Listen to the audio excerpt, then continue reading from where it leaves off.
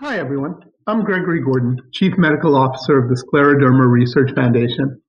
I'm proud to provide strategic leadership for the CONQUEST Clinical Trial, helping guide both its big picture direction and daily operations. I also support SRF's community outreach efforts. Before joining SRF, I spent the past 15 years in leadership roles in the biotech industry. Today, I'm excited to be joined by three incredible colleagues for a session called Intro to Platform Trials, Accelerating Clinical Research in Scleroderma. First up is Dr. Dinesh Khanna, presenting New and Emerging Therapies, What You Need to Know. Dr. Khanna is a Frederick G. Hotwell Professor of Rheumatology at the University of Michigan, where he leads the university's scleroderma program. In this role, he directs a multidisciplinary group of caregivers, scientists, and clinical researchers dedicated to advancing knowledge about scleroderma and related conditions. Dr. Khanna's research interests include clinical trial design and evaluating new treatments for scleroderma. Then I will present CONQUEST trial designs and benefits. And then afterwards, I'll move to moderating a panel with representatives from both Boehringer Ingelheim and AbbVie as we explore how pharmaceutical companies prioritize drug development. And with that, please join me in welcoming Dr. Khanna. Hello, everybody. My name is Dinesh Khanna. I'm a rheumatologist and director of Scleroderma program at University of Michigan. I'm also a professor of medicine. I'm delighted today to talk about new and emerging therapies for the Scleroderma Research Foundation conference, What You Need to Know as a Patient. As I work with many pharmaceutical companies and nonprofit organizations such as SRF, it's important to highlight the appropriate and relevant disclosure information. We all know that systemic sclerosis, also known as scleroderma, is a multi-system yet a heterogeneous disease. In this slide, I'm showing you some of my patients from University of Michigan and around the globe who presented to us with skin tightening, joint involvement, and also internal organ involvement as shown in the lower right hand of the slide. It can be a very devastating disease, but we are very hopeful with the new treatments that are being offered based on understanding the cause or the causes of systemic sclerosis. When a person comes to a scleroderma clinic such as University of Michigan, we tend to evaluate you whether you tend to have more vascular involvement or more fibrosis. In 2025, we tend to give you vasodilators such as sildenafil or Viagra, calcium channel blockers, if you come with Raynaud phenomenon or if you tend to come with digital ulcers. There's quite a bit of supportive care that we provide, such as anti-inflammatory medication, such as Motrin or Aleve, H2 blockers or proton pump inhibitors, such as Pepcid, Prilosec, or other medications, and occupational therapy.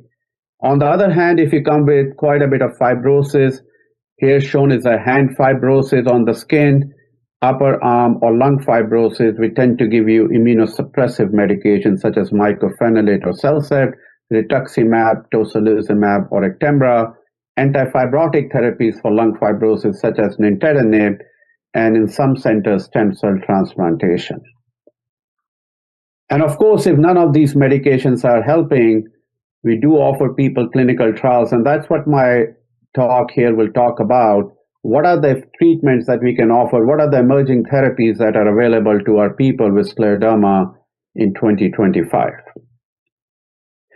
So what are the goals of the trials? Why should a patient think about trials? From a rheumatologist, from a trialist perspective, we want to assess the safety of the therapy. That's one of the key important aspects that as a rheumatologist, we are evaluating in a trial. We want to look at the efficacy compared to a placebo. A placebo is a pill or an injection that looks exactly the same as an active therapy, but on background of standard of care. And this is really critical and important for patients to understand. We no longer do clinical trials where we have true placebo without any background therapy. And our goals include to improve and or stabilize your organ involvement, such as lung fibrosis. We want to improve your quality of life, your function, your skin thickening, and associated symptoms such as itching, burning, and other symptoms that are associated with it. So the goals are really to improve or stabilize what symptoms you have right now so you could have better outcomes such as quality of life, function, and stabilization of organ involvement. Now, before I jump into it, people and patients always ask me, why do you only recruit people in the first 5 to 10 years? And just to address that, it is important for patients to understand systemic sclerosis or scleroderma is divided into limited cutaneous involvement, which is a little bit of skin thickening as highlighted out here, and then diffuse cutaneous systemic sclerosis, which is quite a bit of skin thickening as highlighted in this figure. Majority of organ involvement, including skin worsening, joint, musculoskeletal, heart, lung, kidney involvement, tends to happen in the first 5 to 7 years of onset of the disease. And that's where we think the disease is very dynamic, and this is where we want to target in an enrichment fashion and understand the disease within a period of a year or two. This does not mean at all that the medications that indeed get approved is not valid for people with the latter part of the disease. In fact, both nintedanib and tocilizumab, 2 FDA-approved therapies for scleroderma lung fibrosis, are approved for any patient with scleroderma, whether they're within the first year or 30 years of disease with lung fibrosis. But I just wanted to address this question, why do you only focus on within the first 5 to 7 years of onset of disease? The other challenge that we have as rheumatologists is that scleroderma is a very heterogeneous disease, and here are over 5,000 patients with scleroderma and lung fibrosis. ILD means lung fibrosis in a European cohort. And these patients were followed for up to 5 years. And what you see out here is that 70% of the patients tend to have stable outcomes over 5 years, and 30% of the patients tend to have more progressive lung fibrosis, worsening of the symptoms, more lung fibrosis, and worsening of the pulmonary function test. What does that tell you? That we have to enrich. We have to find people who are likely going to benefit compared to people who are going to remain stable. And this is a challenge, this is an art, this is an understanding of the different autoantibodies that you have that may be associated with a more progressive phenotype. So I'm going to jump into and try to show you this beautiful slide developed by my colleague and me to highlight the pathogenesis of scleroderma. So there are a few things that I want to highlight here for you. The first thing to highlight is that systemic sclerosis and scleroderma is a complex interplay between vascular involvement, shown by these red blood vessels, immune systems that I will talk a little bit more, and fibrosis.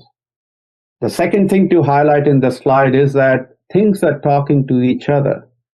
If you have vascular involvement, you can see that there are different proteins and cytokines, like what we say, that get activated. Immune system are talking to each other, different cells are talking to each other as shown out here, and these cells are leading to upstream and downstream effect, leading to fibrosis that is shown on the lower part of the slide.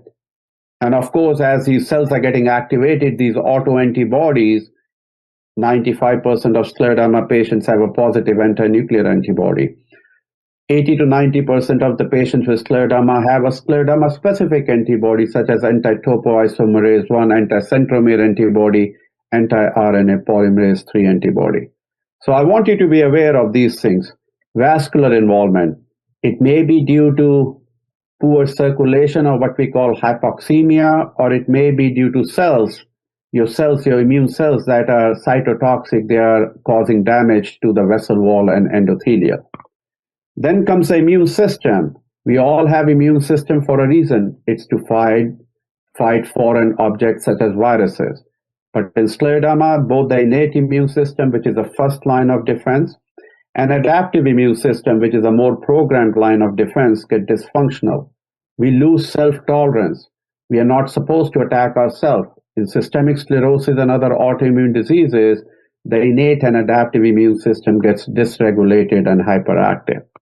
And finally, you have resulting fibrosis as shown out here, where there are layers of collagen being added along with inflammation and fibrosis that is leading to what we call systemic sclerosis with skin, fibrosis, hand contractures, heart fibrosis, lung fibrosis. Again, I want to highlight that anytime you have an hyperactive, dysregulated immune system or dysregulated endothelial dysfunction, you can see the downstream effect, all the cytokines and proteins, how they get affected. The medications that you usually take when you come to see a rheumatologist are drugs called mycophenolate mofetil. Now, this is also called Cellcept or cyclophosphamide or methotrexate. It's very interesting if you look at different areas that these drugs work. They work both on the what we call adaptive immune system and also on the innate immune system. And just by targeting different aspects of the immune system, you are down-regulated, you are calming down the dysregulated cytokines such as interleukin-6, interleukin-4, interleukin-13. These are cytokines, doesn't mean anything, but I just want to share the interplay that is happening between the therapies that you're taking right now. If you add rituximab to this, if you have lung fibrosis, it targets what we call B cells. If you take tocilizumab or Actemra, it targets interleukin-6 by targeting these cells called macrophages and reducing the amount of fibrosis that is happening. And finally, an FDA-approved drug called nintedanib or OFEV for scleroderma ILD has a big impact on the fibrosis or the collagen layers in the lungs and the skin. So when we do trials right now, we are understanding, we acknowledge this complex yet interrelated interplay between fibrosis, inflammation, and vascular involvement. And we are trying to find novel therapies that will add on to the efficacy on background mycophenolate, background cyclophosphamide, background tocilizumab, and rituximab. So the most of the therapies that I will talk about that are being studied are targeting your adaptive immune system. The crosstalk that is happening with what is called B cells, they're called B cells because they come from bone marrow, and T cells that come from thymus in your neck area. So B and T cells crosstalk.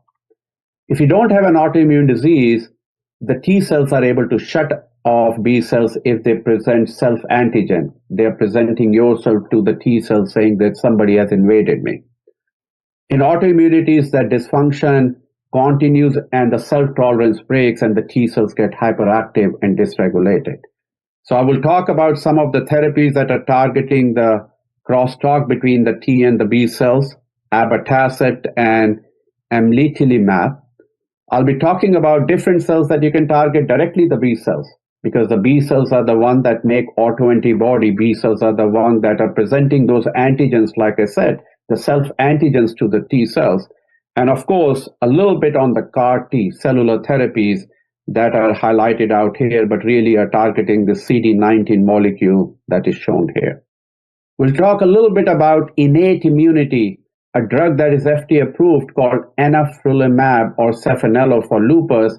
And finally, very exciting data on nerandomilast that was presented yesterday and today at American Thoracic Society, 2 large phase 3 trials that are positive in lung fibrosis, including patients with scleroderma. Very, very exciting data that has been presented. So let's move on with these presentations. And just to highlight why we chose these medications that are relevant in systemic sclerosis and why do we feel that this would be helpful in people with systemic sclerosis. So these are all the trials that are happening. This is a snapshot of all the phase 2 and phase 3 trials that are happening.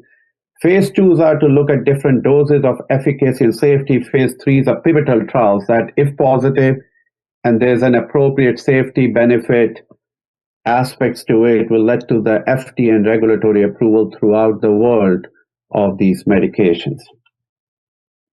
All these medications and all the trials that we do are on background immunosuppressive therapy, and here are the medications that we tend to include. So there is no reason for you to go in a placebo or a true placebo-controlled trial, and like I stated before, most of the damage and activity happens in the first 5 to 7 years, and those are the people that we tend to recruit for these clinical trials. So we'll start with the medication called avanciguart I shared with you, and what happens here is we are targeting the vascular axis out here. people who have significant Raynaud's phenomenon, and here's your blood vessel. Here's a lumen of your blood vessel. So you can see that you have lumen through which the blood is going, but in scleroderma, because of hypoxemia, the platelets are getting activated, the collagen is getting activated, the immune cells are attacking these endothelial cells. And over time, if this uncontrolled production continues to happen, it leads to layers of fibrosis, both intravascular within the vessel and outside the vessel, leading to fibrosis, not just in the vessel, but in the skin tissue and other organ involvement. So it's a feedback loop. It continues this feedback loop, and it causes more hypoxemia, meaning less oxygen that's being delivered. And because of less oxygen, the veins and your arteries and your vessels are starting to constrict. I'm not going to get very technical, but if you don't have scleroderma, there's a pathway called nitric oxide soluble guanylate cyclase and GTP. And physiological terms, or in people without scleroderma, there's a crosstalk that happens between this nitric oxide. All of us have it. It binds to this molecule called SGC and converts this GTP to GMP. Now, this is very important for patients to understand. Why GMP? GMP is a key role in regulatory processes. It plays a really key role in regulatory processes that causes these smooth muscles to relax. It reduces the platelet aggregation and inflammation that is happening, and it also reduces fibrosis and restores endothelial cell function. In people with scleroderma where there's hypoxemia, less oxygen, less blood flow, this heme group out here dislodges and prevents the GTP from converted into GMP. This pathway is somewhat dysregulated, and therefore you're having more constriction, more fibrosis, more scarring. So there's a drug out there that's being tested, and for all the trials that I'm presenting, I've included a clinicaltrials.gov. You can go to clinicaltrials.gov and add this number, and you will have more details about this clinical trial. This clinical trial has completed recruitment, so we'll have data in about a year and a half available for all of us to see. So this Evensigard is an activator of this pathway, leading to increased in cyclic GMP, restoring the physiological cyclic GMP, which is really important in a disease such as systemic sclerosis to cause smooth muscle relaxation, reduce the fibrosis, reduce the inflammation, and promote endothelial cell function. Remember the three aspects, the three interplays between the vascular, fibrosis, and inflammation. Let's move to the adaptive immune system, the crosstalk between the T and the B cells, and also the CAR T cells. So one drug that Dr. Gordon will talk quite a bit about in the CONQUEST trial that has been supported and funded by Scleroderma Research Foundation, called a platform trial, is a drug called amlitelimab. Now, amlitelimab reduces the crosstalk or the activation of T cells. Remember, I told you APCs are B cells or antigen-presenting cells. They bring antigens, including your self-antigens, in front of the T cells. If you did not have scleroderma or autoimmune disease, the T cells will reject these antigens and say, we cannot attack ourselves. This is a wrong presentation. But in systemic sclerosis, that self-tolerance is broken, and these cells are presented to your T cells, and the T cells get activated. And they have downstream effect of different proteins, different cytokines, different cell signaling that causes more inflammation and fibrosis. Amlitelimab targets this and tries to restore the dysfunction and tries to calm down the T cell activation out here. So this is how it works. And there's another drug that I studied before called abatacept that works similarly, or Orencia. There's a spectacular data in atopic dermatitis and other diseases, and it is produced by Sanofi. So this is an ongoing trial, and wait to hear the presentation by Dr. Greg Gordon, how you can participate in CONQUEST. The second part that I'm going to talk about is really to focus on these antigen-presenting cells and B cells. So one way is that you can stop this crosstalk. The other way is you can target these B cells, and that's what we are trying to do with different therapies right now. B cells are very important in the body. They make these autoantibodies that we think are associated and may be related and with the different organ involvement in scleroderma. The B cells also produce certain cytokines, and these are the B cells that bring the self-antigens and present them in front of the T cells. So decreasing the population, targeting the survival of B cells becomes very important. On the right, I show you three large clinical trials that have shown the efficacy of a drug called rituximab.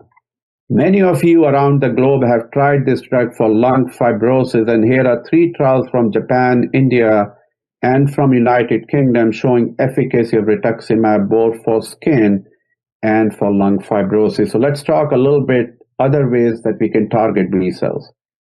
So one way to target B cells is to target a cytokine or a protein that keeps the B cell survival ongoing and let it proliferate. This drug called Benlysta targeting BLyS pathway is already FDA approved for lupus, including the lupus kidney involvement, and there's a phase 2 or 3 trial ongoing right now. So if you would like to participate, more information is available out here. So let's talk about the mechanism of action. You have the BLyS out here. It helps the B cells to proliferate and survive. And the B cells could be normal B cells, but they're also autoreactive B cells. These are the B cells that carry the memory of scleroderma, that are producing a lot of antibodies, and that is continuing the cycle of activating the T cells and having all the proteins and cytokines downstream, causing more inflammation and fibrosis. Benlysta is a drug, like I talked about, that binds to this BLyS, and it prevents the interaction of B cell receptors and stimulating B cells, thereby reducing those autoantibodies and activity of B cells. So here's a trial, a phase 2 or 3 trial that you can go to clinicaltrials.gov and see a site close to you where you can participate. There's a new drug called ianalumab.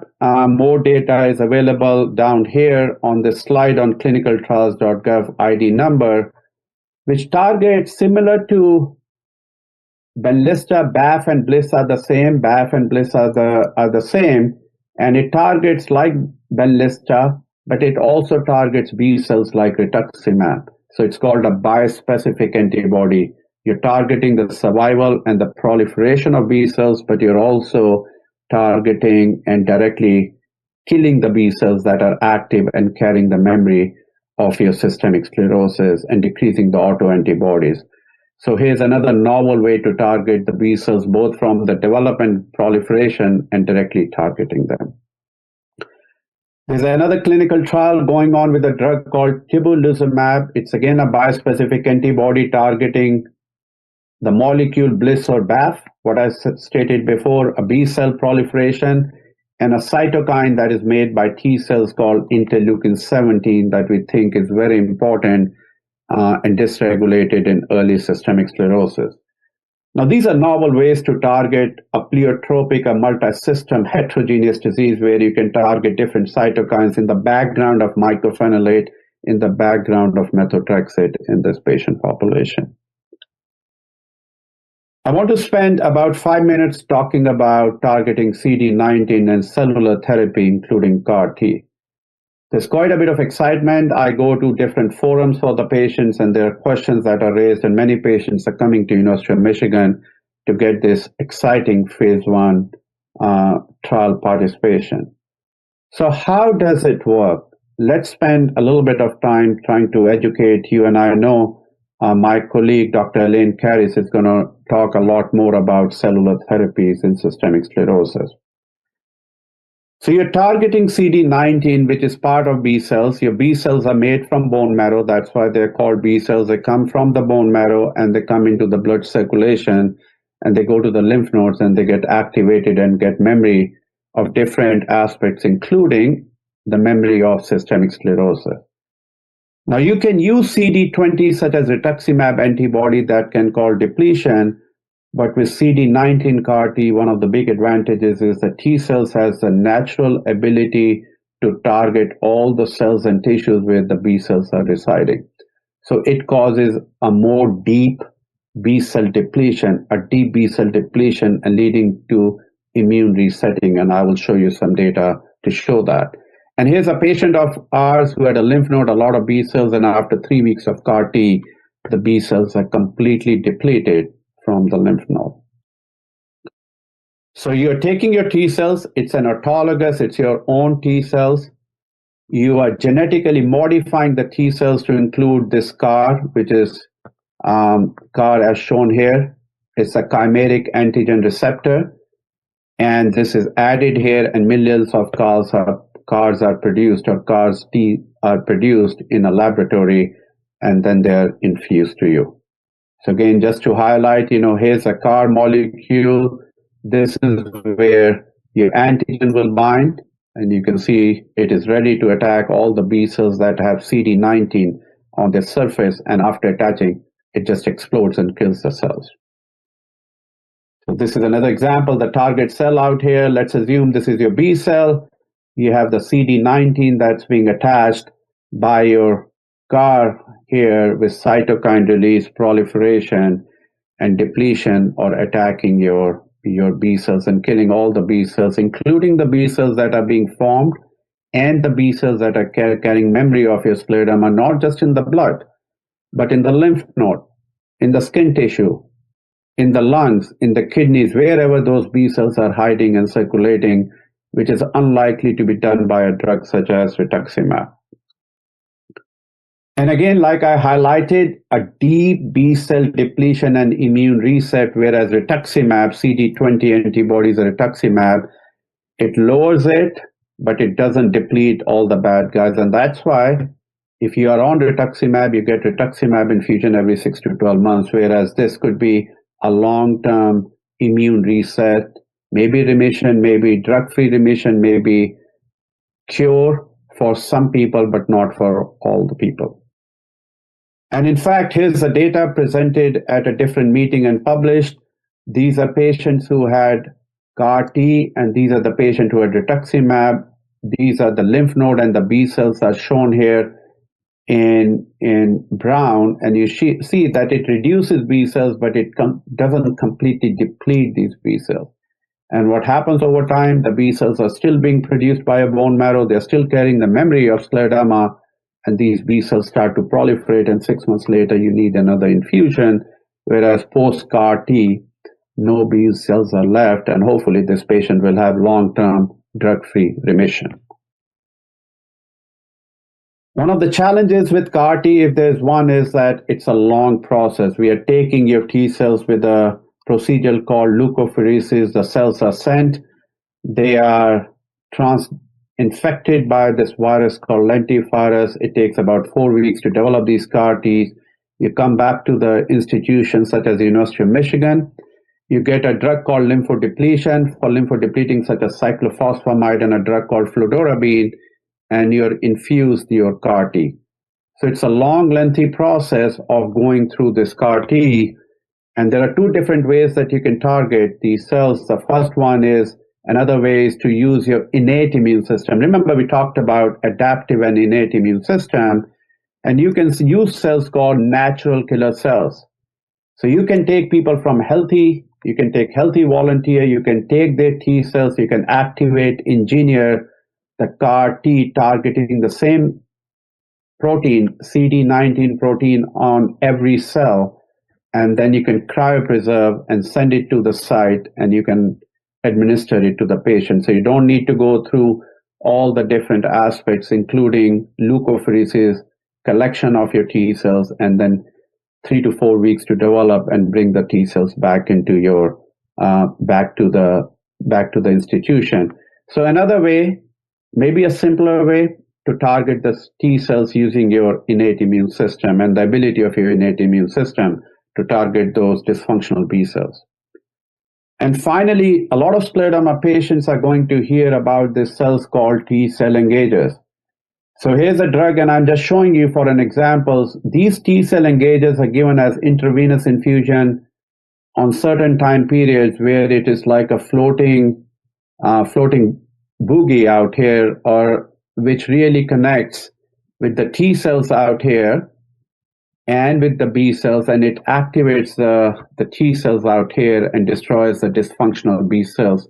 or the CD19 B cells. So it's a floating device that once activated, it binds to both the T cells on one end of the island and the B cells on the other end of the island. And once it's bound to each other, it activates the T cell, similar to CAR T or CAR NK, and causes apoptosis or death of those B cells, similar to what we saw in CAR T.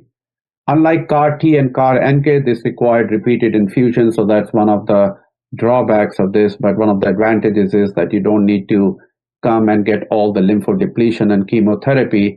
You can come to the institution and get this T cell engagers. The other thing is very important to highlight, all the trials that I'm mentioning here are phase 1 trials. Phase 1 trials by definition are to look at the safety of the drug. Although a lot of patients want efficacy and cure and remission, but I just want to highlight we are learning a lot. There are some significant side effects of these therapies that I will have Dr. Elaine Caris provide to you, detail for you as she gives her presentation.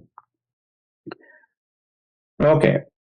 One of the really exciting and novel ways to maybe cause lower disease activity is to really decrease the autoantibodies.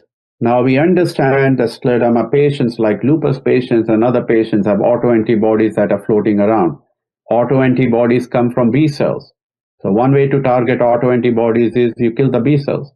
Another way to target autoantibodies is that you stop the interaction with the B and T cells. So there are different ways in immune system how you can tinker trying to achieve a similar outcome.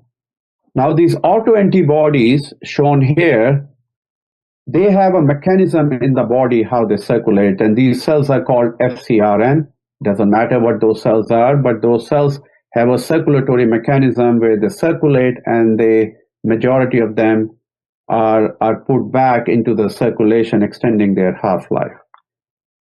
Now, what you could do is there's a drug that's being tested right now in a phase 2 trial that just started. This molecule targets the FcRn, so it's an antibody that attaches to the FcRn, and because there's not a lot of FcRn available in the body for these autoantibodies to attach to, these autoantibodies are excreted outside and are put away from the circulation.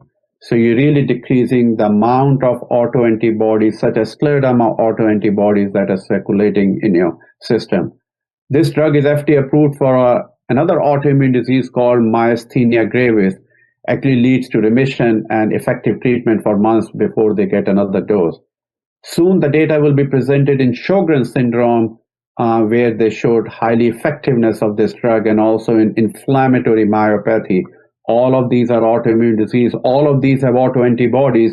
So by decreasing the opportunity to bind to FcRn, these unbound immunoglobulins, including these autoantibodies, enter into a degradation pathway, and by that, they are thrown out and excreted by your reticuloendothelial system, and very few of these autoantibodies go back into the circulation.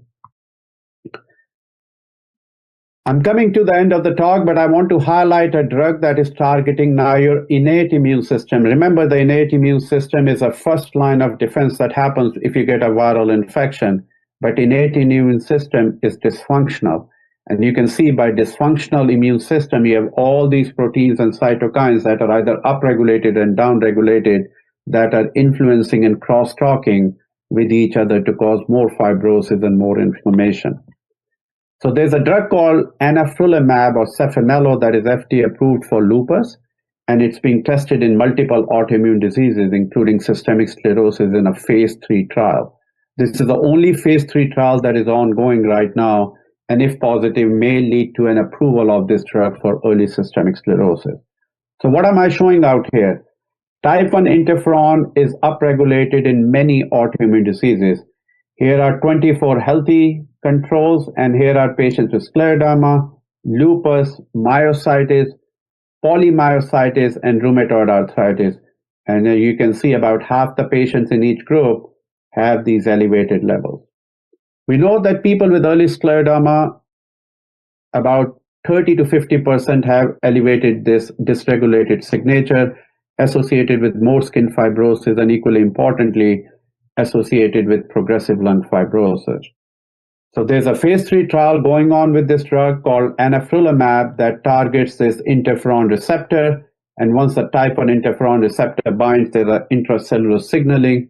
That means signaling happening within the cell, where things are getting dysregulated with more pro-fibrotic proteins being made that is causing more inflammation, more lung fibrosis, and more skin fibrosis. So again, the drug is FDA approved. The side effects are well known, at least in lupus, and there's quite a bit of excitement. So if you're interested in participating in this worldwide study, you can find more information at clinicaltrials.gov website. And the final drug I'll talk about is nerandomilast. Again, 2 positive phase 3 trials, a big deal. One in idiopathic pulmonary fibrosis and one in patients who have progressive lung fibrosis, including systemic sclerosis, that are being presented as we talk at the American Thoracic Society. So what does this drug do? So this drug is very interesting. It impacts, majority of its impact is on fibrosis, a big impact on the dysregulated T and B cells dysfunction, and a small impact on the vasculopathy or vascular aberration. So it is trying to attack the different tripartite aspects of the 3 different pathogenetic aspects of systemic sclerosis. And it does by binding this receptor or protein called PDE4B. And by attacking that, it targets, as I said, immune dysregulation, reduces the inflammatory cytokines or proteins, and also targets the myofibroblasts, which are the things that are getting activated and causing more fibrosis and more extracellular matrix. So here's my last slide. There are many, many opportunities, and I didn't talk about all the therapies, but I just want you to remember that photograph, that figure, that cartoon I showed you, how clinicians, how rheumatologists, how drug developers, how clinical trialists think about different pathways that are being targeted. Just because you're taking mycophenolate doesn't mean that different aspects of disease are not being targeted. Indeed, they are being targeted, but they are not being targeted to a level that may lead to remarkable improvement or remission in you. Talk to your rheumatologist. Go to clinicaltrials.gov and put that NCT number, and I'll share these slides as a PDF with the Scleroderma Research Foundation, so you do have access to the clinicaltrials.gov number. And if you would like to see us, we are participating. I'm leading many of these trials. Some of this information is including here, including the email for our coordinators, so you would like to reach us. And thank you very much. Hope you have a good day. Hi, I'm Greg Gordon, the Chief Medical Officer of the Scleroderma Research Foundation. And today I'm going to be talking about our clinical trial called CONQUEST, why SRF is running this study, and its design and the benefits we see for the community. SRF decided to get involved in running a clinical trial because we looked around the landscape of drugs under development, and we felt there were some potential treatments out there that were being developed by drug developers, but they were shying away from scleroderma as a potential indication for their treatments. And we looked at this, we saw a number of barriers for drug developers in this space. First of all, scleroderma obviously is a rare disease, which means it's hard to find patients to take part in a clinical study. Second, scleroderma is a slowly progressing disease.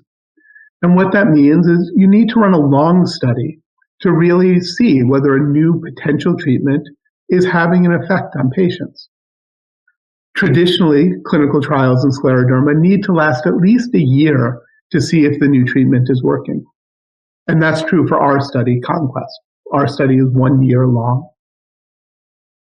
And then finally, the clinical studies in scleroderma tend to need a lot of patients. And the reason for that is, unfortunately, so far, we haven't found a way to really predict which patients are going to progress in their disease. And so, in order to overcome that, you really need a robust number of participants in both the active group and the placebo group to see whether a treatment is working. For all of these reasons, running studies in scleroderma tends to be complex, take a long time, and be expensive. And these were barriers to running studies in this patient population. The Scleroderma Research Foundation wanted to see whether there was anything we could do to really help lower these barriers. For us, the first step in that was starting a registry program called CONQUEST. Now, the way a registry works is if a patient chooses to participate, they sign up for it, and then moving forward, every time they come into their doctor for a visit, we capture data about them in the database. How they're doing, whether their disease has progressed, whether they changed their medications or did new tests, such as CAT scans. As you can see, we now have 19 sites taking part in the study and over 1,000 patients. Our goal here really was to create this database in order to help us develop more effective treatments for scleroderma. And here you can see the sites that are currently taking part in CONQUEST.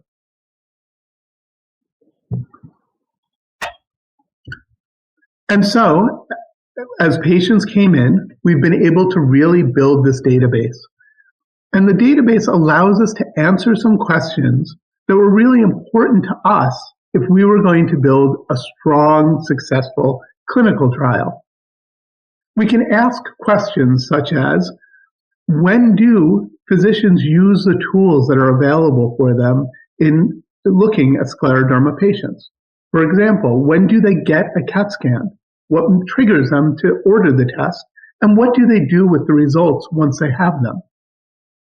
Other questions such as, what medicines are patients using to treat their disease?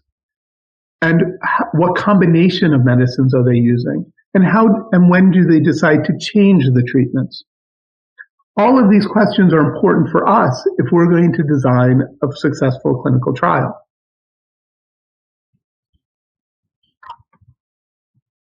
After CONQUEST, the next step for the Scleroderma Research Foundation was starting our clinical study, which is called CONQUEST. When we designed CONQUEST, we chose a somewhat unique design of a platform study. We chose this design because we felt it addressed many of the issues we had previously identified and were roadblocks to doing research in patients with scleroderma. In a traditional study, there is a process that you have to go through. Obviously, you start by designing the study.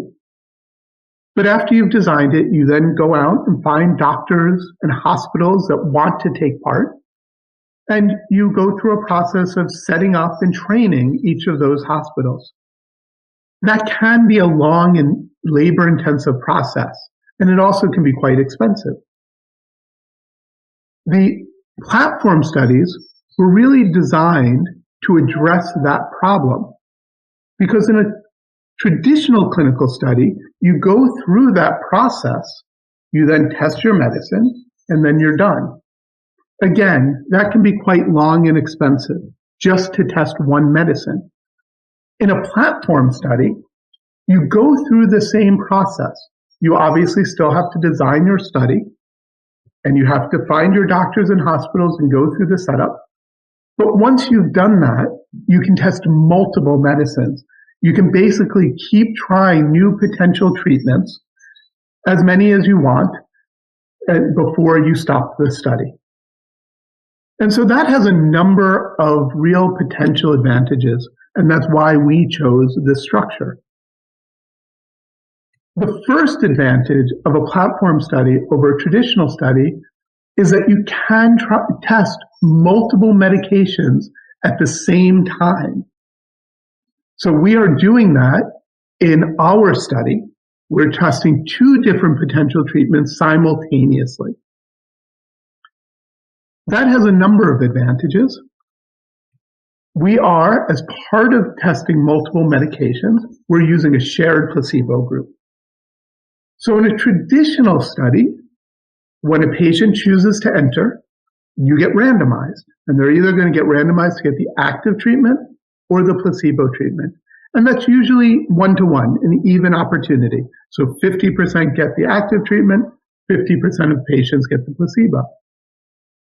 In a platform study, such as ours, where you have multiple medicines, for us, you have a 1 in 3 chance of getting one of the active treatments, a 1 in 3 chance of getting the other active treatment, and then a 1 in 3 chance of getting placebo.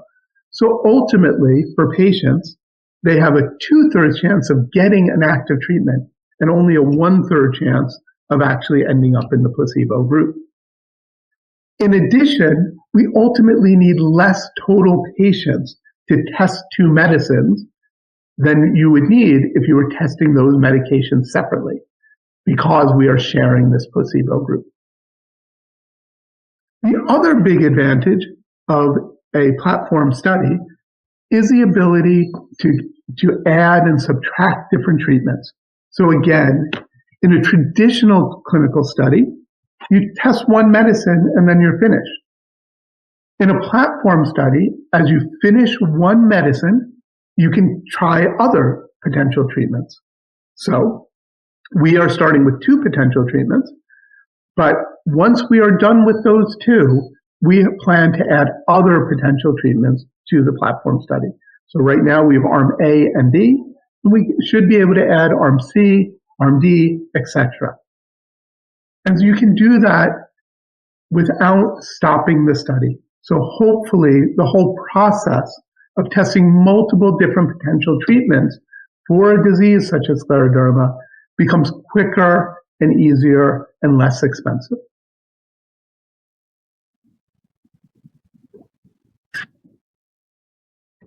Now, the Scleroderma Research Foundation certainly is not the first organization to decide to do a platform study. They have actually becoming more and more popular over time, and they are a very flexible design for testing new potential treatments. So there are a couple of features that really define a platform study. It is that building up a general infrastructure that can be shared to test multiple potential treatments. It's also that ability to add and drop new medicines or new treatments within the study without having to close it down and start anew. But within this structure, there's actually also a lot of flexibility, and many different organizations are using this type of study to do different type of experiments. You can see here, you don't have to use a placebo. The entire study could be open label. Also, different types of organizations use this. So private companies are using platform studies, but so are academic centers, and there are even some fully government-funded platform studies going on today.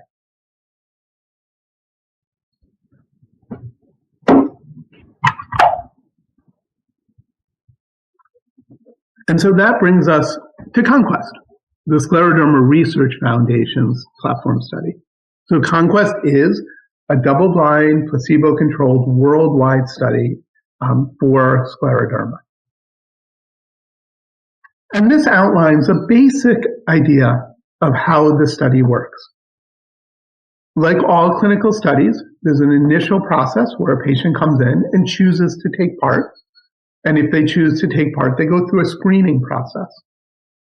And something I think is important to point out is that in designing the study, the Scleroderma Foundation really wanted the study to be open and allow a broad range of patients to take part. One of the ways we've done that is allowing patients with any type of skin involvement to take part in CONQUEST, regardless of whether they have diffuse cutaneous disease, limited cutaneous, or cine cutaneous disease. This is somewhat unique in scleroderma studies, which historically have really just focused on those patients with diffuse cutaneous involvement.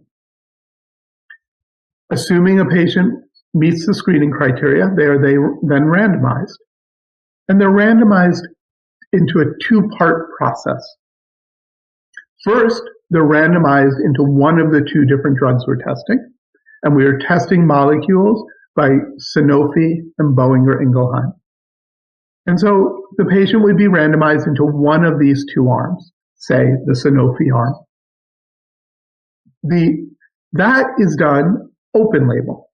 So the patient knows they are going to get the Sanofi drug, and so does the patient's doctor and the site staff. Everyone knows that's open. They then go through a second part of a randomization to whether they're going to actually get the active drug or the placebo. And that is blinded. No one knows whether the patient is getting active treatment or placebo.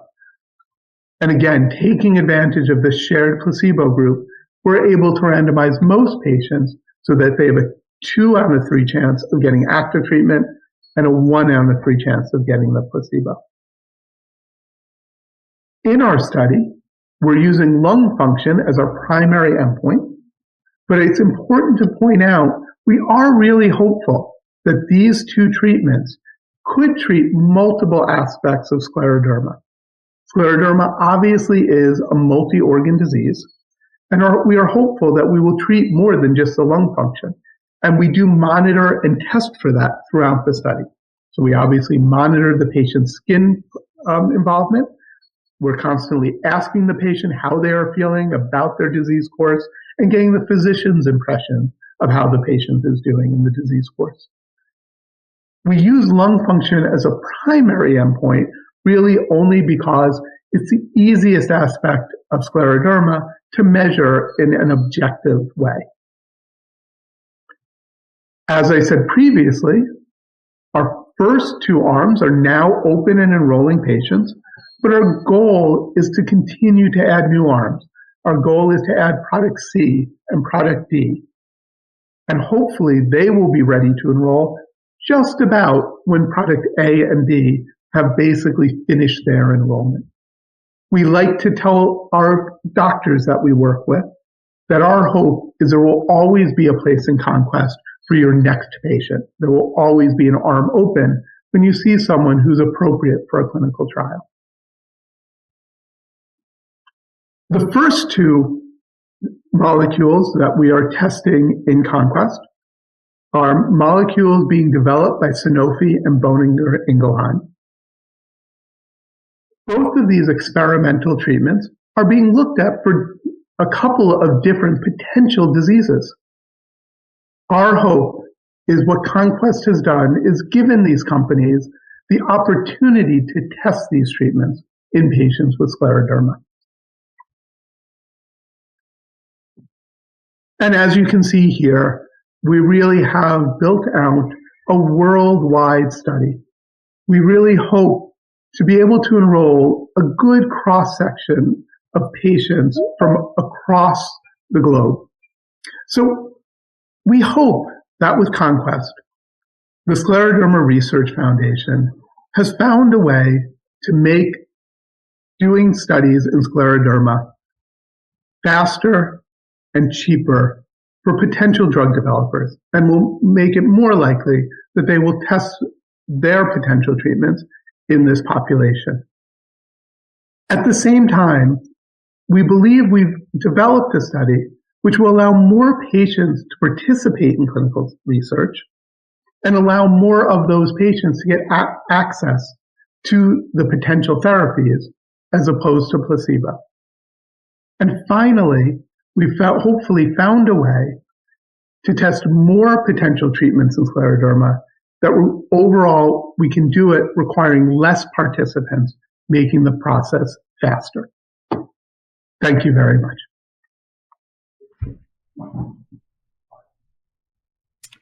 Hi, all right. So I'm now here with Dr. Simitchieva and Lauren Reinke-Breen, and we're going to discuss how pharmaceutical companies prioritize drug development. Dr. Simitchieva has been leading programs in different therapeutic areas for over 20 years. Her passion is to bring new products to patients with debilitating diseases, which she has done for companies such as Merck, Regeneron, and now at Boehringer Ingelheim. She is currently focused on scleroderma, Boehringer Ingelheim has partnered with SRF to participate in the first platform study in the field of rheumatology called CONQUEST. We're also pleased to welcome Lauren Reinke-Breen, Principal Research Scientist at Immune Discovery Research at AbbVie, where she leads the SSC Cures Moonshot Initiative, a bold effort to develop transformative therapies for scleroderma. Lauren's passion for this work began during her postdoc at the Northwestern Scleroderma Program, and she brings over 12 years of experience in scleroderma research and drug discovery. Thank you both very much for being here today. What we'd really like to talk about is how companies go about finding new potential treatments for diseases such as scleroderma. And so, maybe I'll start with you, Lauren, with a question. When a company such as AbbVie, identifies a molecule, a new molecule that looks like it might help the immune system, it could potentially correct a deficit in the immune system. How do you decide what disease to target of all the various rheumatologic diseases out there? Sure, that's a great question. So, to answer it, I think I just want to lay a little bit of background information and say that, generally speaking, when we develop a drug, it's designed to target a protein. And a protein is a type of molecule that gets expressed by certain cells in your body. And every single protein has important functions in your everyday life and keeping you going. So what often happens in disease is that some of the cells in your body, and you learned about this from some of the earlier talks from Dr. Khanna and Dr. Trojanowski, some of the cells misbehave when you have a disease like scleroderma. And what often happens in that case is that you get levels of particular proteins that are too high. So to continue talking about this example, if we're developing a drug that is, the goal of it is to inhibit some of these proteins that are occurring too much in disease. One of the first things that we want to do to know if a drug is a good match for a disease is to look at samples from that disease and figure out if in fact that protein is produced in high levels in the disease. And so one of the ways that we do this is in getting samples from patients, and that's where samples that you might donate are incredibly important. We often partner with universities to work together to acquire patient samples and to be able to do these studies that allow us to determine if a protein is increased in disease. And we try to look at disease samples over time. So that's why you might sometimes go back to the doctor and give blood or give skin biopsies, because we want to try to figure out not only if a protein is increased in disease, but when it's increased. This helps us figure out if we think that protein is actually playing a role in causing your disease, or if it's just kind of a bystander that happens to be increased in disease, because the most transformative and helpful medicines are going to be the ones that target these proteins that are actually playing a role in disease. And so I'd say that's probably the first thing that we do to match. And then once we've decided that scleroderma is a good match, we also utilize things such as cells from patients, and we build our preclinical models, and we'll start testing to get our proof of concept, testing molecules in our models that model our different rheumatology diseases and figure out which ones are really the best fit for patients with scleroderma. Okay, great. Thank you very much. And Kemi, let me pick up on something that Lauren said. So Lauren said, you imagine you've identified a protein, you've tested it in some models of scleroderma, and it looks like it's working. It looks like within your models that this might be a potential treatment. When you first go and then try that in people, your first attempts to look at that in participants in a study, where do you start? How do you find a dose? How do you know you're really starting in a safe place? Yeah, so as maybe most patients have heard, the process is quite long, but that is why it is long, because it has to go through so many different steps before it actually comes to the patient. So once we have a molecule and potential indication that think has a very high likelihood of success, we have to put that molecule through many different testing, which means after the tubes, which a lot of this testing comes the animals, where we will go about figuring out both the safety and the other effects or different dose-related questions. So a lot of animal testing takes place. Once the animal testing is finished, we go into healthy volunteers. And those healthy volunteers are people that help us determine certain relationship, how the drug behaves in the body, in a human body.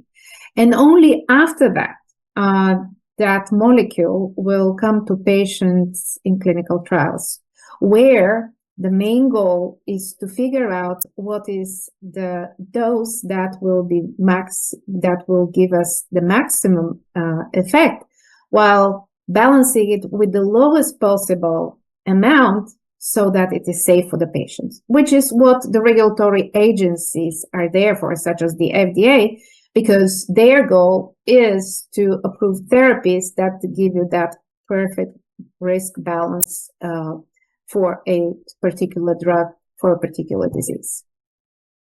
Great. Thank you.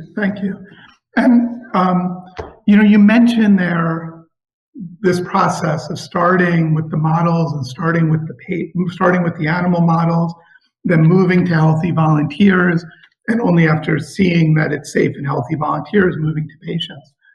And Laura, maybe I'll come back to you. I would assume we engage patients, and patients are an important part of this process long before that step. Where do patients fit, and where in the process does a company like AbbVie start to engage with patients? Yeah, absolutely, Greg. You're right. They are involved much earlier, and we really feel that patients should be involved in every single step of this process, because that's who we're doing this for. And so one of the ways that we've done that actually is we conducted interviews with scleroderma patients and caregivers of scleroderma patients and physicians who treat scleroderma patients. And over several months of these interviews, we pulled together all this information that allows us to build what we call our scleroderma patient journey.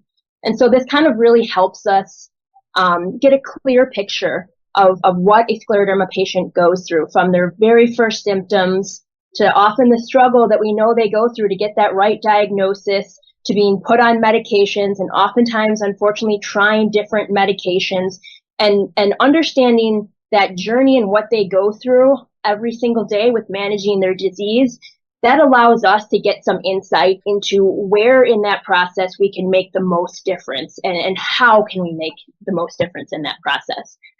In addition to something like that was all kind of done virtually, we've also hosted scleroderma patients at AbbVie. We had the very special opportunity to host a young woman with scleroderma and her mom at a recent immunology meeting at AbbVie, where they got to come in and truly tell us their story. And that is incredibly inspiring. I've worked on scleroderma for 12 years, and I can talk about it till I'm blue in the face, but at AbbVie, we work on many debilitating diseases, and not everyone has that window and experience into the disease. So it's amazing what you can do when you bring a patient in to share their story. And so it inspires the scientists in the lab, it inspires every single person working on it.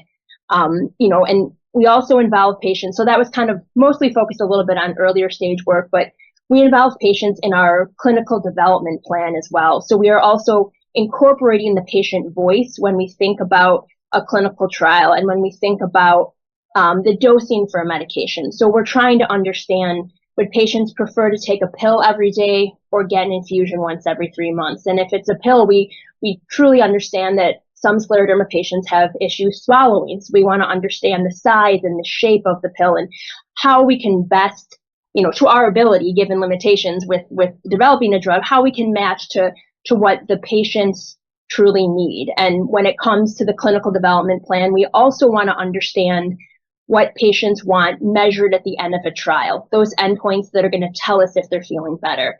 And this includes the PROs, the patient-reported outcomes, and I'm sure some of you patients are familiar with your health questionnaires and your forms.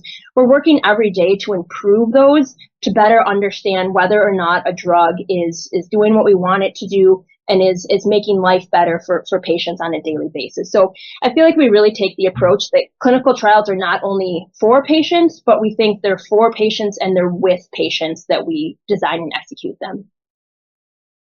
Great. Thank you. Thank you very much. And again, I'll go back to Kemi. I'll come back to you because Lauren mentioned something that we've worked on together a bunch, which are the PROs. And I know for Boehringer Ingelheim, it's a very important part of the process. And BI has really been instrumental in helping us understand exactly what type of patient-reported outcomes and patient-reported data we need to get out of the clinical trial we're doing together. So could I ask you to talk a little towards that, to these patient-reported outcomes and sort of how you use and involve the patients in that process? So I very much agree with what Lauren said, because I had the privilege to have witnessed this process for quite a few years. I'm not going to mention the number, but so things have changed quite a bit. In the last decade, we have engaged patients, as Lauren was mentioning, at the research bench, which was not the case few years back. That whole patient journey we were discussing was part of our commercial assessments, the preparation for commercialization, pretty much at the end.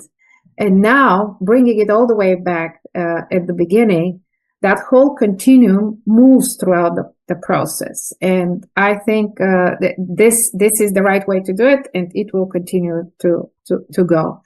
But of course, translating patient outcomes, PROs, as you point out, Greg, into a research molecule is a very hard task.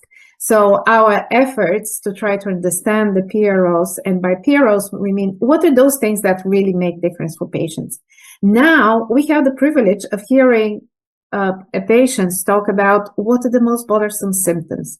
Based on that, there are ways to create specific PRO around this particular symptom and put it into testing much earlier, because you need to have years of experience of testing the drug in order to validate it. But there are experts here I see on the call that will continue to talk about that. I'm sure I see Dr. Khanna joining us. Continue to work on those things in order to be able to make them part of the clinical trials. So it's very important for us to hear from the patients which are those symptoms, because we have the opportunity to develop a specific PRO or a composite PRO around these symptoms. So thank you for that. Absolutely. Thank you. Thank you very much, Kemi. I think that, first of all, Dr. Khanna, thank you very much for joining. We're really honored to have you here, and thank you for your presentation earlier today. What I think I do actually have one further question. I think I'll come back to Lauren, and then Dinesh, I'll bring you into the conversation a bit. Lauren, one of the things you mentioned is one of the places you really look for patient input is how the drug is delivered. And as you mentioned, some patients prefer oral treatments, some prefer infusions, some patients have difficulty with swallowing. That's all sort of the process, part of the process. But I also assume there are some technical limitations on, can you produce a pill? Can you produce something as an infusion? Can you talk a little bit about how that works internally and why a certain medication ends up being oral versus being an infusion? Sure, yeah. So very broadly speaking, there are two different categories of drugs. There are small molecules and there are antibodies. So small molecules are man-made. Our chemists actually produce them in a lab. Antibodies are different. Antibodies are a type of protein. So your body actually naturally makes antibodies to fight infection, and those will target proteins on viruses or bacteria. Scleroderma patients, you, I'm sure, are aware that your body also makes these autoantibodies that target your own proteins in a bad way.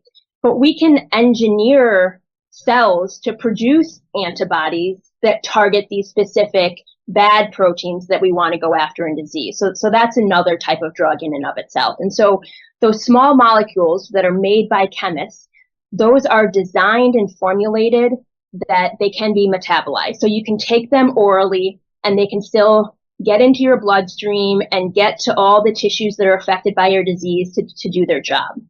Antibodies, on the other hand, they cannot be taken by mouth because your digestive system would break them down. That's the nature of proteins. Think about proteins that you eat for meals.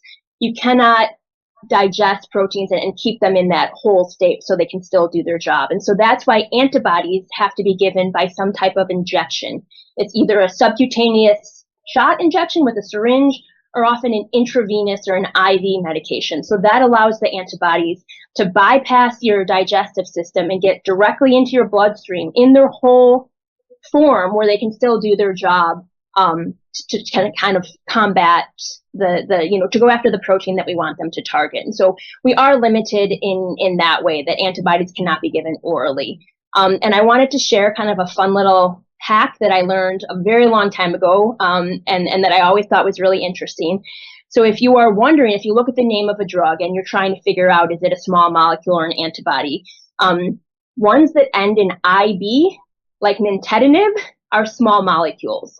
And ones that end in AB, such as rituximab or tocilizumab, those are antibodies. And so that's kind of a fun little way. Now, there are some other weird names that don't fit those categories, but if you look at IB, small molecule, and AB, antibody, and it kind of just gives you an idea which is which. Great. Thank you very much. Thank you. Okay, well, thank you both. I'm going to pull, Dinesh, I'm going to pull you into the conversation. And we've been getting a lot of questions from the audience. And so I'm going to start, I'll start with a couple, which I think may be one that's really good for you, Dinesh. We had a question about the use of T-cell therapies. And a question of if someone is being recommended for a T-cell therapy, is it necessarily a sign that their disease is getting worse or they're progressing, or is it sometimes recommended for other reasons? Yeah, everybody, good morning, good afternoon. As you can see, I'm in clinic, but delighted to talk to everybody. So, Greg, you're talking about B as in boy, Yes. B-cell therapy.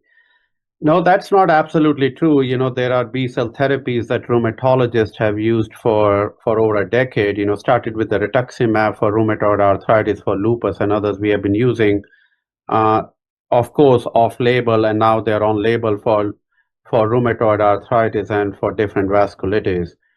When we are talking about B-cell therapy, you're probably talking about CAR T therapy, cellular therapies. You know, that's what we are talking here. I think CAR T therapies and the CAR NK and others give us a hope based on very, very preliminary data. I want to emphasize that, an acceptable safety profile, that there may be a good to a fair chance of remission and maybe a cure on medication. I think as rheumatologists, you know, this panel is well aware, there hasn't been that kind of paradigm shift as rheumatologists when we can talk to people and say that there's a small possibility or a real possibility that I may be able to put your disease into remission or cure it. The only exception here, Greg, has been really the bone marrow transplantation that is done at certain centers, including University of Michigan. So B-cell therapy, cellular therapies for people who have early disease, active disease, where their immune inflammation is hyper and active and dysfunctional, and that's what we are trying to target with these cellular therapies. That does not mean at all that they have much more severe disease. Since it's a phase 1 study, phase 1 studies by definition are for safety. We are recommending it for people who have failed at least 1 or 2 traditional immunosuppressive therapies such as mycophenolate, cyclophosphamide, tocilizumab, and so forth. Great. Excellent. Thank you very much, Dinesh. And I'm going to ask you the second question, although I'm going to pivot a little here, a little bit more towards clinical trials. I think during our sessions today, we've mentioned a couple of times, and it's led to a number of people asking questions about the use of placebo. And what we said throughout the day is in clinical trials, you're not just on placebo, you're allowed background therapy. What does that mean? I think there's some confusion around that. Yeah, absolutely. So from a regulatory standpoint, there are a very few exceptions. The traditional clinical trial is a placebo-controlled trial. And I'm sure, our distinguished panel and others have highlighted what do we mean by a placebo medication, whether it's IV subcutaneous or an oral medication. We have to compare it to the real medication, however it is given, and we are looking at certain aspects of safety and efficacy using this placebo-controlled trial. When we say placebo-controlled trial in scleroderma, we mean you are allowed to continue to take your background standard of care medications. Majority of the patients come on Cellcept, Myfortic, or mycophenolate, Mofetil. That's what they come on, and almost all the trials that I'm aware of allow you to continue to take that medication, and on top of that, in a double-blinded fashion, meaning that everybody's blinded, me, you, the patients are blinded, are given either the drug, the active drug, or the matching placebo. The placebo is identical to the drug. That doesn't mean that we stop your background medications such as mycophenolate and others. There are a few exceptions. For example, if you're on tocilizumab, Lauren talked about monoclonal antibodies. We tend not to give two monoclonal antibodies together usually. So if you're on tocilizumab or if you're on rituximab, you may not be a candidate till we stop that medication. Now, placebo-controlled trials are there to benefit you, to benefit the society, and to also look at the safety of the therapeutic agent depending upon the phase of the trial. So it doesn't mean that every trial is appropriate for you, but placebo-controlled trial in this day and age requires that you continue your background standard of care therapies. Mycophenolate, methotrexate, cyclophosphamide, nintedanib, and all these therapies can be continued as background. We want to see the efficacy in real life. We want to see whether a drug A is more effective than the matching placebo in the background of the therapies that your physicians are prescribing for you. Great. Thank you very much, Dinesh. Thank you. Let me, again, I'll pivot a little bit. Maybe Kemi, I'll come to you with a question. One of the questions we've gotten from the audience is many of the trials out there right now, when they're looking at scleroderma, they particularly look at the lung, as we are as our primary endpoint in CONQUEST.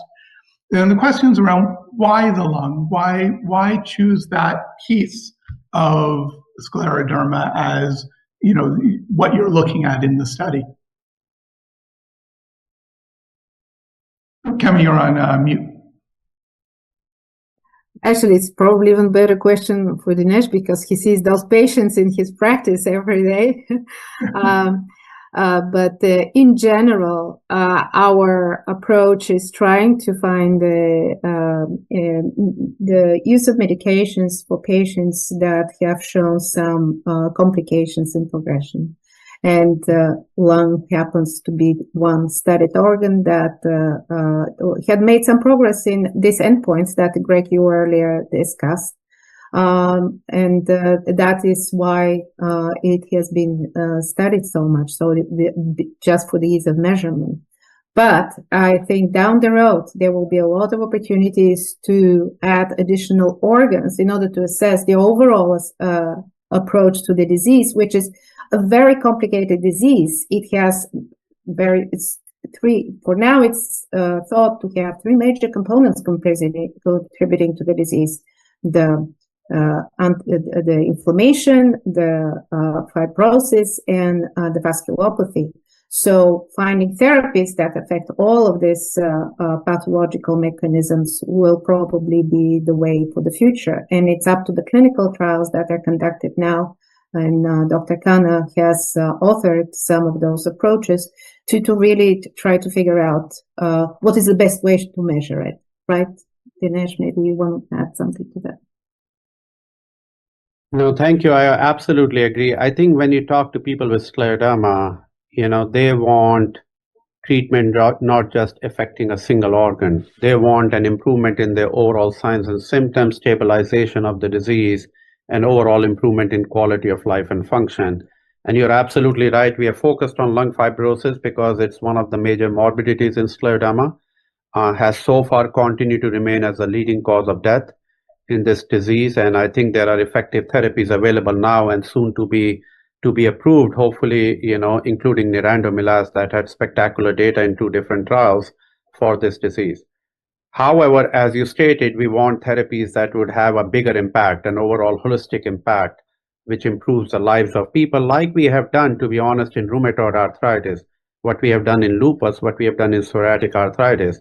And we are hoping with all the therapies and all the trials that are going on, sooner rather than later, the time is not too far, where we'll have multiple effective therapies approved and available to our patients.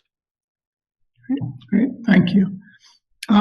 And I think we are coming towards the end, but so Dinesh, maybe one good final question that we received is, there are a lot of studies out there right now for patients with scleroderma, which is nice. There are a lot of experimental treatments out there, a lot of options, and hopefully some of them will really be successful. From a patient point of view, when they're looking at this landscape and seeing multiple options, how do they know which is the right study for them? Yeah, that's a great question. This is a wonderful time to be a person with scleroderma because there are many opportunities that are targeting different pathways. We believe all pathways are relevant. That's why we are studying in people with scleroderma. And we are not yet there where we can do precision medicine saying that this is the right pathway for this particular patient. The autoimmune diseases are not there yet, or majority of the autoimmune diseases. I think keeping yourself educated, going to clinicaltrials.gov is the easiest way to do that. You can search different trials that are going on. You can go to the trial websites and learn about it. And your physician should be honest and tell you what are the standard of care options and what are the different clinical trials that are going at University of Michigan, for example. No center can do every trial. There are about 25 clinical trials that are happening in scleroderma as we speak. No center is large enough or has enough patients to be able to do all the trials. But you have the opportunity to have a frank conversation with your rheumatologist. Talk to them, what are the standard of cares and where is the data. Ask them what are the clinical trials they are doing and what are the trials they are not doing, and what is the rationale for the trials and what do they think. And they should be able to guide you and give you information. Carefully review the consent forms. I never signed the consent form as an example on of the consultation. I always give people the different consent forms, call them a week or so later, and discuss different consents and the pros and the cons. I think that's the best we can do, but be your own advocate. Go to clinicaltrials.gov, work with Scleroderma Research Foundation and other foundations that are out there that are helping people to understand different trials, including the CONQUEST trial that Dr. Gordon discussed today. Great. Thank you very much. Great. Thank you. So I really want to thank all of you very much for being here. I really appreciate your time, your expertise.